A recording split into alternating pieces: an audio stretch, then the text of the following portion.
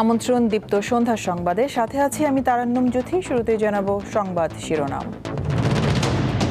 একই দিনে সংসদে গণভোট করা নিয়ে ইসির মক ভোটিং, বেশিরভাগই ভোট দিয়েছেন না বুঝে। ভারী বৃষ্টিতে ইন্দোনেশিয়া, থাইল্যান্ড, মালয়েশিয়া ও শ্রীলঙ্কায় বন্যা, মারা গেছে অন্তত 400 জন।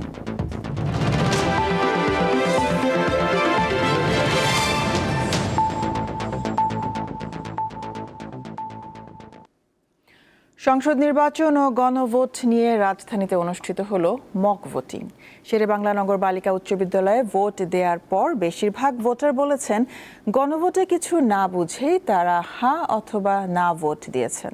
ভোট কেন্দ্র পরিদর্শনকালে সিইসি জানান, সংসদ নির্বাচন ও গণভোট একসঙ্গে আয়োজন করতে সক্ষম ইসি। আগামী মাসের দ্বিতীয় সপ্তাহে ঘোষণা করা হতে পারে তফসিল।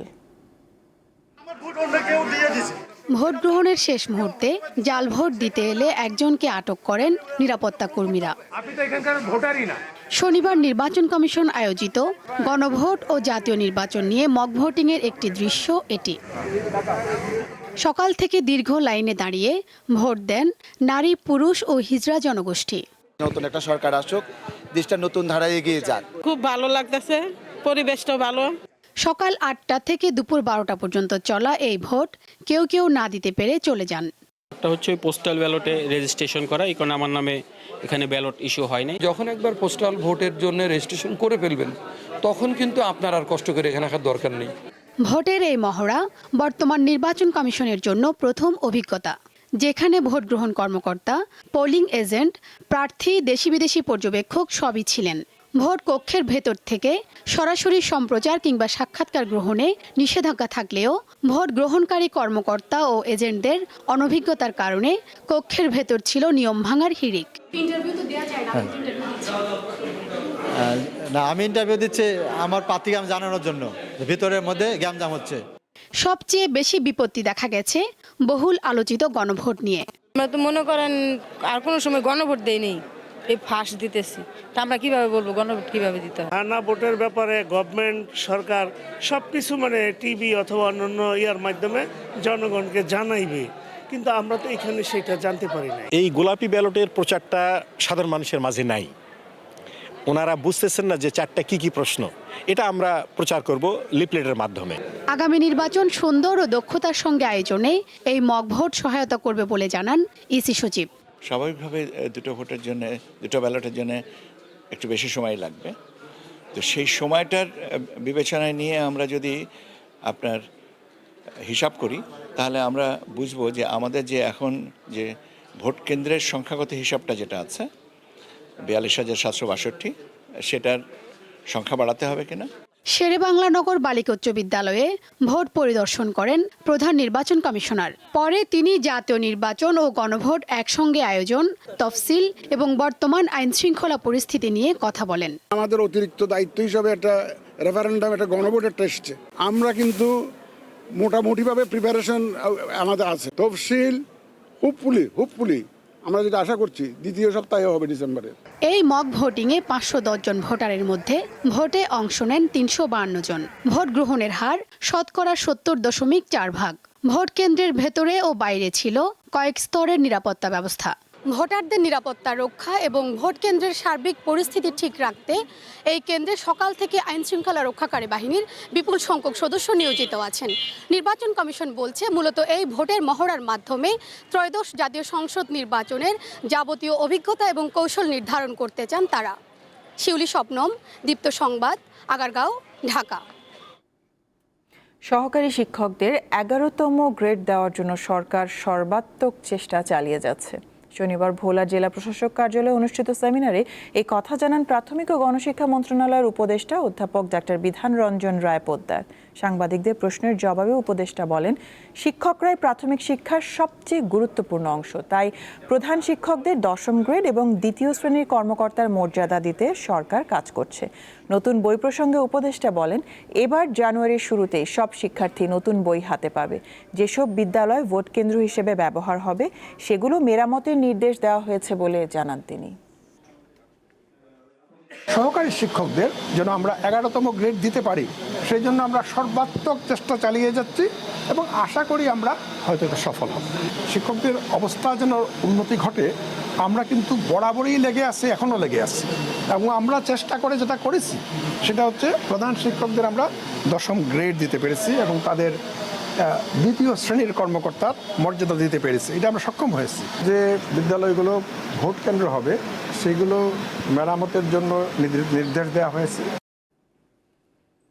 নারায়ণগঞ্জের সিদ্ধিরগঞ্জের তাকবীর হত্যায় জড়িত সন্দেহে 2জনকে গ্রেপ্তার করেছে police bureau of investigation PBI. শনিবার সংবাদ সম্মেলনে পিবিআই এর পুলিশ সুপার মোস্তফা কামাল রাশেদ জানান, নিহত তাকবীর আহমেদ চাকরির উদ্দেশ্যে বিদেশ যাত্রার প্রস্তুতি নিচ্ছিলেন। গত 25 নভেম্বর সন্ধ্যায় তিনি বাসা থেকে বের হন, রাতে আর বাড়ি ফিরেনি। 26 নভেম্বর পানি উন্নয়ন বোর্ডের পরিত্যক্ত ভবনের নিচতলা থেকে মরদেহ উদ্ধার করা হয়। পরে নিহত তাকবীরের বাবা সিদ্ধিরগঞ্জ থানায় হত্যা মামলা দায়ের করেন। এরপর তথ্য প্রযুক্তির মাধ্যমে হারুন ও রফিকুলকে গ্রেপ্তার করে তারা। প্রাথমিক জিজ্ঞাসাবাদে তারা জানিয়েছে, মাদক সেবন ও অনলাইন জুয়া খেলাকে কেন্দ্র করেই এই হত্যার ঘটনা ঘটেছে। তুচ্ছ ঘটনাকে কেন্দ্র করে ঝিনাইদহ শহরের মুরাদ হোসেন নামে এক ব্যবসায়ীকে কুপিয়ে হত্যা করেছে তার স্বজনরা। শনিবার দুপুরে এই ঘটনা ঘটে। পুলিশ জানায়, সম্প্রতি নিহত মুরাদের পিতা মারা যায়।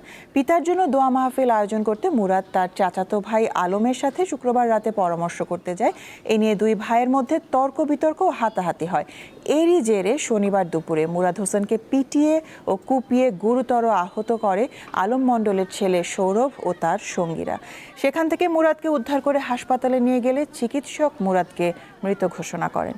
এই ঘটনায় জড়িতদের শাস্তির দাবি জানিয়েছেন মুরাদের স্বজন ও এলাকাবাসী।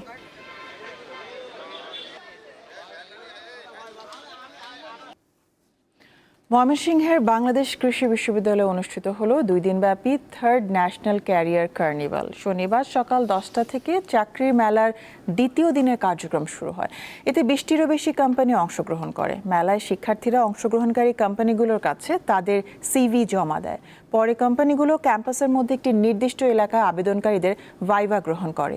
এর আগে শুক্রবার সকালে বাংলাদেশ কৃষি বিশ্ববিদ্যালয়ের সৈয়দ নজরুল ইসলাম কনফারেন্স হলে ন্যাশনাল ক্যারিয়ার কার্নিভাল উদ্বোধন করেন বিশ্ববিদ্যালয়ের ভারপ্রাপ্ত ভাইস চ্যান্সেলর অধ্যাপক ডক্টর GM মজিবুর রহমান।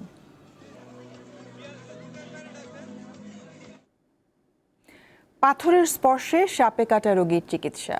ক্ষতস্থানে এক টুকরো পাথর রেখে দিলে তা শুষে নিচ্ছে সব বিষ, এমন দাবি করে শেরপুরের একটি পাহাড়ি এলাকায় 75 বছর ধরে চলছে এই ব্যবস্থা। চিকিৎসকরা বলছেন, এটি কুসংস্কার ছাড়া আর কিছুই নয়। বিষাক্ত সাপের চিকিৎসায় দিতে হবে antivenom. Our lady and Lourdes clinic Sherpur জেলার সীমান্তবর্তী বারোমারি মিশনারিতে পাহাড়ি টিলায় এর অবস্থান। দীর্ঘদিন ধরে সাপে কাটা রোগীর চিকিৎসা দিয়ে আসছে প্রতিষ্ঠানটি। অদ্ভুত পদ্ধতিতে দেয়া হয় এই চিকিৎসা। বিষাক্ত সাপের ছোবলে আক্রান্ত রোগীর ক্ষতস্থানে কালো রঙের একটি পাথর রেখে দেওয়া হয়। যতক্ষণ শরীরে বিষ থাকবে পাথরটি ততক্ষণ চুম্বকের মতো আটকে থাকে। বিষ শুষে নেওয়ার পর পড়ে যায়, এতে সুস্থ হয়ে ওঠে রোগী, এমন বিশ্বাসে চলে চিকিৎসা। এখানে সেই বেলজিয়াম থেকে একদল ডাক্তাররা এসেছিল এখানে ফ্রি সার্ভিস দিতে। ওনারা এই হসপিটালে এসে দেখে এবং এলাকার পরিস্থিতি দেখে তারা এক ধরনের পাথর বেলজিয়াম থেকে আনা, সেই পাথর তারা দিয়ে গেছে। এই পাথর দিয়ে সাপে কাটা রোগীর চিকিৎসা হয়। এই যাবৎ আসতেছে মাসে কমপক্ষে 27টা জন করে এরকম দেখতেছি, বছরে 1-150 মতো হয় আর কি। ঘাস কাটতে গেছিলাম, তখন ঘাস কাটতে যায় আমি সাপের মধ্যে পাড়া দিছি। সাপের মধ্যে পাড়া মারলাম, সাপের মধ্যে পাড়া মারে আমি হয়তো 2-3 হাত জাম করে গেছি, তারপরে আমার সাপে সুবল দিছে। সেবাও ভালো, আমার বাবারও আসলে পাথর দিছে ওরা। এখানে পাথরে বিষ সম্পূর্ণ নামার পরে ওরা পাথর ওরাও নেয় না, এমনি পাথর ছাইড়া দেয়। পাথরটি বেলজিয়াম থেকে আনা হয়েছে বলে জানায় কর্তৃপক্ষ। বিনা খরচে দেয়া হয় এই চিকিৎসা। যখন নাকি শরীর থেকে তার বিষ থাকে না তখন তো এমনি এমনি পড়ে যায়, তখন আমরা বুঝবো যে তার ইয়া নাই। যদি বিষ থাকে পাথর পড়লে পরেও তার মাথা ঘুরবে, মানে বমি বমি লাগবে, মানে ঘুম আসবে। চিকিৎসকরা অবশ্য বলছেন এ চিকিৎসা পদ্ধতি মোটেও বিজ্ঞানসম্মত নয়। আর বারবার মিশনের যে ব্যাপারটা ওটা আসলে আমার যেটা মনে হয় সেটা আসলে অবিষাক্ত সাপ তো হয়তো এমনি ভালো হয়ে যাচ্ছে, কিন্তু ওটা কোনো বৈজ্ঞানিক ভিত্তি নাই। তিনি জানান, কাউকে সাপে কাটলে দ্রুত হাসপাতালে নিতে হবে, দিতে হবে অ্যান্টিভেনম, আর এর অন্যথা হলে রোগীর জীবন ঝুঁকিতে পড়বে। সাদিয়া চৌধুরী, দীপ্ত, বার্তাকক্ষ। ভয়াবহ বন্যায় বিপর্যস্ত এশিয়ার 4 দেশ। এক সপ্তাহে ভারী বৃষ্টিতে সৃষ্ট বন্যায় ইন্দোনেশিয়া, থাইল্যান্ড, মালয়েশিয়া, শ্রীলঙ্কায় 400-র বেশি মানুষের মৃত্যু হয়েছে। এর মধ্যে কেবল ইন্দোনেশিয়াতেই প্রাণ গেছে 174 জনের। এছাড়া থাইল্যান্ডে 145, শ্রীলঙ্কায় 123 এবং মালয়েশিয়ায় মৃত্যু হয়েছে 2 জনের। বন্যায় ক্ষতিগ্রস্ত হয়েছেন কয়েক লাখ মানুষ।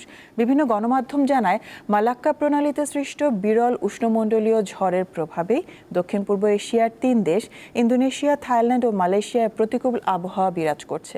ইন্দোনেশিয়ার সবচেয়ে ক্ষতিগ্রস্ত সুমাত্রা দ্বীপ।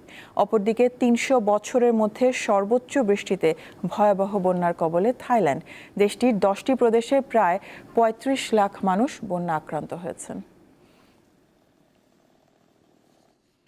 কৃষ্ণসাগরে রাশিয়ার 2টি তেলের ট্যাঙ্কারে বিস্ফোরণের ঘটনা ঘটেছে। শুক্রবারে তুরস্কের বসফরাস প্রণালীর কাছে পৃথক 2টি জায়গায় এই বিস্ফোরণ হয়। এই ঘটনায় ট্যাঙ্কার দুটিতে থাকা নাবিকদের উদ্ধারে জরুরি অভিযান শুরু করে তুর্কি কর্তৃপক্ষ। তুরস্কের পরিবহন মন্ত্রণালয়ের তথ্য অনুযায়ী 274 মিটার লম্বা ট্যাঙ্কার কাইরোস মিশর থেকে রাশিয়ার দিকে যাওয়ার সময় বিস্ফোরণের পর আগুন ধরে যায়। পরে ঘটনাস্থলে দ্রুত উদ্ধারকারী দল পাঠানো হয়। জাহাজটিতে 25 জন নাবিক ছিলেন। বিরাট নামের অপর ট্যাঙ্কারটি তুরস্কের উপকূল থেকে 35 নটিক্যাল মাইল দূরে অবস্থান করছিল। এটিতেও বিস্ফোরণ ঘটে। 2022 সালে ইউক্রেনে রাশিয়ার হামলা শুরুর পর থেকে জাহাজ দুটি নিষেধাজ্ঞার তালিকায় রয়েছে। যুক্তরাষ্ট্রের সব ধরনের আশ্রয় আবেদন গ্রহণ স্থগিত করেছে প্রেসিডেন্ট ডোনাল্ড ট্রাম্পের প্রশাসন।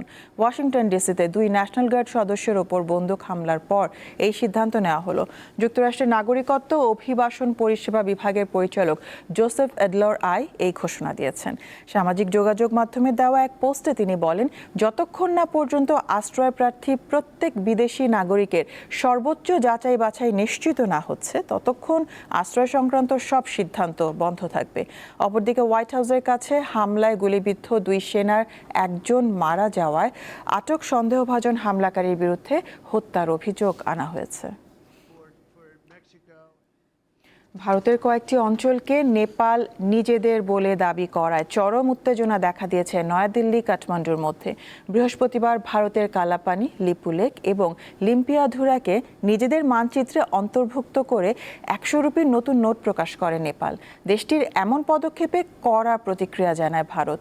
এই 3 অঞ্চল ভারতেরই অংশ বলে সাফ জানিয়ে দিয়েছে দেশটির পররাষ্ট্র মন্ত্রণালয়। নেপালের এমন একতরফা এবং মিথ্যা দাবিকে দ্বিপক্ষীয় চুক্তির লঙ্ঘন বলে মন্তব্য করেছে নয়াদিল্লি। 2020 সালে নেপাল প্রথম এই মানচিত্র প্রকাশ করে এবং পরে তা দেশটির পার্লামেন্টে অনুমোদনও পায়। ভারত তখনই নেপালের দাবি একতরফা বলে প্রত্যাখ্যান করেছিল।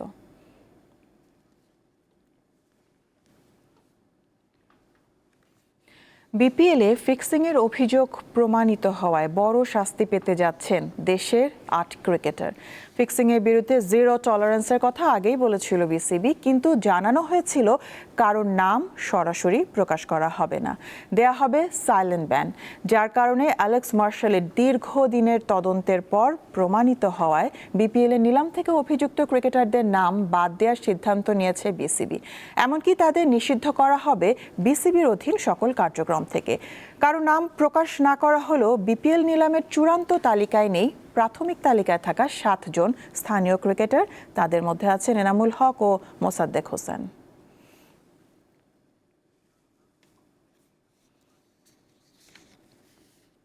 শেষ করব দীপ্ত সংবাদ শিরোনামগুলো জানাবো আরও একবার। একই দিনে সংসদ ও গণভোট করা নিয়ে ইসির মক ভোটিং, বেশিরভাগই ভোট দিয়েছেন না বুঝে। ভারী বৃষ্টিতে ইন্দোনেশিয়া, থাইল্যান্ড, মালয়েশিয়া ও শ্রীলঙ্কায় বন্যা, মারা গেছে অন্তত 400 জন।